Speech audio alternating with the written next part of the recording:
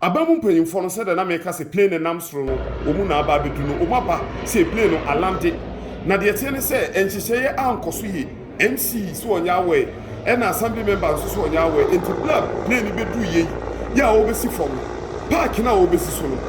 schools na wo wasa ho no akropon na yi nyina elbow school league enti students no wo so ye omu bobo na plane de be answer obefo so alante e park no so ti ma obi adwane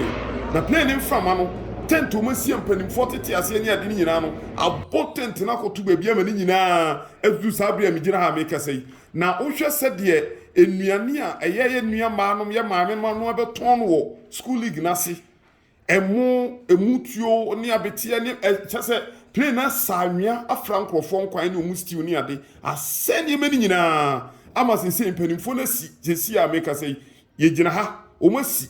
no mu si ye no ye ne media fo e ba se ye be fa no so mo bia video o ma de phone delete dia afa nyina na ni nyina ne se e boys nso wa se e kopim se empanimfo no betua nuane no ma se no ka no o mu mfro ka no nko Appiate ho enko inspect e dan na o mu si no da bi o mu twem o mu te se ya make say o mu de abo agu ka na se edudu ka se na ka na ties se ne be ya empanimfo no ntimi nko ni nyina ne se oyu no kese e na asi inspection ya abamu mpanimfo e se o mu be inspect eye Appiate redevelopment